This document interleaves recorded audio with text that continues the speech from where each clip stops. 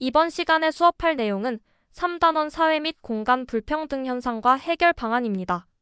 먼저 사회 및 공간 불평등 현상을 살펴보겠습니다. 정의 단원 내내 다뤘던 것처럼 정의와 관련된 핵심 내용은 부익부빈익빈입니다. 가난하다는 이유만으로 많은 사람들이 고통받는 걸 그냥 내버려 두는 건 옳지 않아요. 도덕적인 측면에서도 그렇고 그걸 바라보는 우리 감정도 매우 불편하죠. 나아가 부익부빈익빈 문제가 심각해지면 내가 살고 있는 공동체 전체가 불행해져요. 결국 한 나라의 수명이 다하는 일이 발생하게 됩니다. 말로 설명하면 매우 간단해 보이지만 국가가 망하는 건 반드시 폭력이 동반되고 전쟁이 일어나는 일이에요. 이런 불행은 가난한 사람, 부자를 가리지 않고 찾아와요. 오히려 부자들이 더 큰 고통을 받기도 합니다. 이 사진은 9월 8일에 일어났던 네팔의 시위 현장이에요. 정치인들의 부패와 그들 자녀들의 금수저 자랑질에 네팔의 젊은 청년들이 분노하면서 일어난 폭동 현장입니다. 정치인들과 그들과 야합한 부자들, 그리고 그들의 자녀들이 테러를 당했는데요. 부익부빈익빈이 극도로 심해지면 나타나는 현상이기도 해요. 네팔은 전통 카스트 제도를 따르고 있는 나라예요. 계급화된 부자와 가난한 사람들 사이의 빈부격차가 시간이 갈수록 더욱 커지고 일부 가문들이 모든 걸 장악했어요. 이렇게 부와 권력을 독점한 부자들의 자녀들이 SNS를 통해 자신의 부를 자랑하다가 댓글로 청년들에게 공격받았어요. 이 댓글이 체제 자체에 대한 비판으로 과열되자 정부는 마침내 모든 SNS를 차단하기에 이르렀습니다. 해외에서 네팔 가족들에게 송금할 수 있는 유일한 수단이었던 SNS가 차단되자 분노가 폭발하여 지금의 사태까지 이른 거예요. 네팔과는 상황이 다르지만 우리나라도 해가 갈수록 계층 간 소득 격차가 커지고 있어요. 교과서 51페이지를 볼까요? 통계청 자료에 의하면 2023년 1분기 가계 동향 조사 결과 소득 수준 하위 20% 가구와 상위 20% 가구의 월 평균 소득 격차는 약 10배 이상 벌어진 것으로 나타났어요. 이런 소득 격차는 앞으로도 더욱 커질 것으로 예상돼요.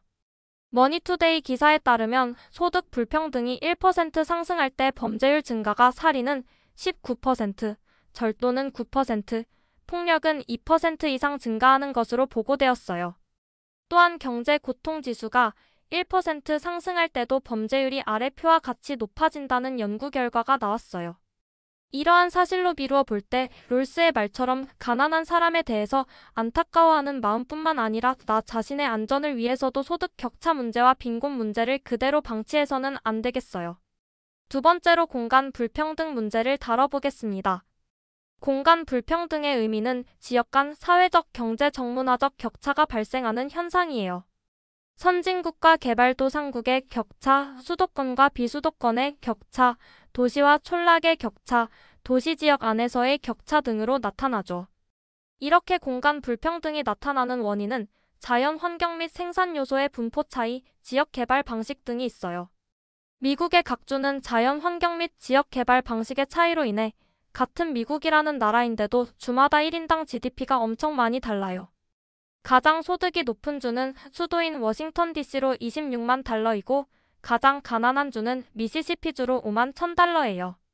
우리나라는 미국만큼은 아니지만 가장 1인당 소득이 높은 도시는 서울로 4,565만 원이고 인천은 2,650만 원으로 우리나라도 지역 간 소득 격차가 꽤 많이 나요. 이런 공간 불평등은 사회문화적 격차로 이어지면서 지역 간 갈등을 불러와 사회 통합을 저해할 수 있어요. 세 번째는 사회적 약자에 대한 차별이에요. 사회적 약자는 신체적, 정치적, 경제적, 사회적, 문화적으로 소외되어 인간다운 삶을 영위하는 데 어려움을 겪는 개인이나 집단을 의미해요.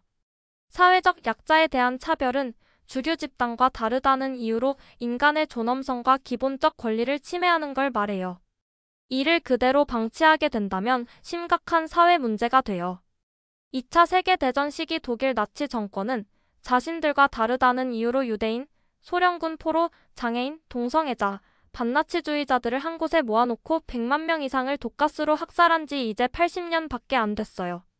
이 사건 이후로 독일은 헌법을 바꾸면서 어떠한 경우에도 사회적 약자를 차별해서는 안 되며 나아가 혐오는 더 이상 용납하지 않았어요. 하지만 그랬던 독일도 다시금 난민 수용에 찬반을 두고 나치 정권과 유사한 극우 정당이 다시 부상하는 걸 볼 때 자신과 다른 사람들을 받아들이는 게 매우 힘들다는 생각이 들었어요. 거기다가 경제적 어려움까지 닥쳐오면 더욱 가속화되는 걸 느꼈어요. 두 번째 단원인 정의로운 사회를 위한 다양한 제도와 실천 방안을 살펴보도록 하겠습니다. 교과서 54페이지를 봅시다. 능력과 업적에 따른 불평등은 열심히 일하려는 동기를 주어 사회 발전에 긍정적인 역할을 하기도 해요. 그러나 그 불평등이 지나치게 심화된다면 오히려 능력이 많아도 그 능력을 발휘할 기회가 사라지고 네팔처럼 사회적 갈등이 심화될 수 있어요. 따라서 불평등을 완화하고 정의로운 사회를 만들기 위해 다양한 제도적 장치가 필요하고 시민들의 실천이 필요해요. 첫 번째, 사회복지제도를 살펴봅시다. 현재 우리나라에서 실시하고 있는 사회복지제도는 사회보험, 공공부조, 사회서비스가 있어요. 사회보험에는 대표적으로 국민연금이 있어요. 국민연금의 고갈 문제에 대해서는 그렇게까지 걱정하지 않아도 된다고 첫째 시간에 선생님이 말했던 걸로 기억해요. 전 세계에서 가장 효율적인 제도라고 칭찬받는 국민건강보험이 있고요. 공공부조에는 소득이 적은 가구들을 지원하는 기초생활보장제도가 있어요. 기초연금, 의료급여 등이 있고요. 오늘 특별히 살펴볼 것이 기초연금제도예요. 올해부터 초고령 사회가 된 우리나라는 이미 65세 이상의 노인들이 20%를 넘었어요. 이는 노인 세대가 1,000만 명이 넘었다는 면에서 의미가 깊어요. 그런데 우리나라는 이미 OECD 국가 중에서 노인 빈곤율이 가장 높은 나라로도 유명해요. 이유는 다른 선진국에서는 연금제도가 100년 전부터 시작되었어요. 반면 우리나라는 전 국민에게 적용된 국민연금제도가 시작된 게 1988년이에요. 아직 37년밖에 안 됐죠. 그래서 65세 이상 대부분의 노인들은 국민연금 혜택을 제대로 받지 못해 상대적 빈곤율이 가장 높은 나라가 된 거예요. 그래서 2025년 현재 기초연금은 하위 70% 이하 소득 가구의 부부 합산 최대 53만 원 정도 지급하고 있어요. 교과서 54페이지에 나와 있는 것처럼 기초연금을 지급하니 상대적 빈곤율이 줄어드는 걸 알 수 있어요. 통계에서 자세히 봐야 할 게 하나 있는데요. 노인들의 상대적 빈곤율의 기준이 처분 가능 소득이라는 거예요. 이걸 가처분 소득이라고 하는데요. 여기서 우리나라의 노인 빈곤율이 통계 착시가 아니냐는 입장도 있어요. 가처분 소득이라는 건 매월 들어오는 소득에서 세금 등 필수적 지출을 뺀 나머지를 계산한 건데요. 이때 계산에 들어가지 않는 건 부동산 같은 자산은 포함되지 않는다는 거예요. 선생님이 첫째 시간에 이야기한 내용 중 우리나라는 세계 어떤 나라보다 재산에서 부동산 비율이 높다고 얘기했던 것 기억하죠? 특히 노인 세대는 다른 어떤 세대보다 부동산 비중이 높은 세대예요. 따라서 우리나라 노인 세대는 소득은 적은데 재산은 많은 형태라는 거예요. 한국보건사회연구원에서 부동산 자산을 넣어서 계산해보니 노인 빈곤율이 21%로 뚝 떨어진다는 발표를 했어요. 따라서 한국이 OECD 국가 중 가장 가난한 노인이라는 판단은 조금 거리가 있다는 판단도 할 수 있어요. 이를 보정하면 우리나라는 일본의 노인 세대 빈곤율과 비슷하고 미국보다는 좀 더 나은 빈곤율을 보일 수 있다는 거죠. 10년 뒤에 대부분의 노인들이 국민연금을 받게 되고 연금 투자를 활발하게 하는 날이 온다면 노인들의 상대적 빈곤율이 더 떨어지겠죠. 다음으로 사회 서비스의 경우 노인 돌봄 서비스, 장애인 활동 지원, 가사간병 서비스 등이 있는데요. 특히 요즘 곳곳에서 주간보호센터가 많이 생긴 걸 볼 수 있을 거예요.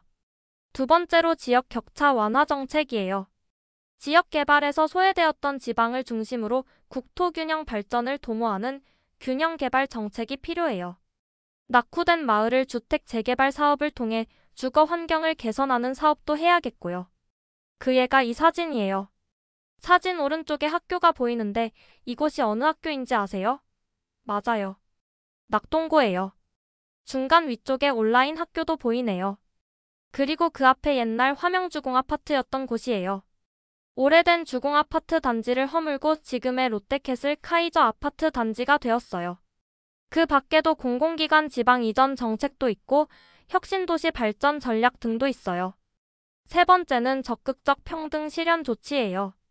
오랫동안 사회적으로 차별받아온 사회적 약자에게 직간접적으로 혜택을 주는 정책을 말하고요. 장애인 의무 고용제도나 여성 할당제 등이 있어요. 하지만 적극적 평등 조치를 할 때 다수의 일반인이 피해를 볼 수 있는 역차별도 일어날 수 있으니 사회적으로 서로 합의가 된 상태에서 적극적 평등 실현을 해야겠죠. 큰 두 번째로 정의로운 사회를 위한 시민으로서의 실천 방안을 다루겠습니다. 정의로운 사회의 시민이 되기 위해서는 정의로운 사회를 만들기 위해 적극적인 시민 참여가 필요해요. 사회적 약자에 대해 존중과 배려의 자세도 잊지 말아야 하고요. 56페이지 하단을 봅시다. 지식의 힘의 싱어의 주장이 나와요. 호주 철학자인 피터 싱어는 지금도 살아있는 실천 윤리학자예요. 매년 생활과 윤리 수능 시험에 출제되는 사상가이기도 해요. 그의 철학은 공리주의를 기반으로 하고 있어요. 공리주의는 최대 다수의 최대 행복의 원칙을 주장하는 사상이에요. 싱어는 특별히 국가주의가 아닌 세계시민주의적 관점을 주장하는데요. 국가주의라는 건 같은 국가 내의 국민이 세계의 다른 시민들보다 우선한다는 주장이에요.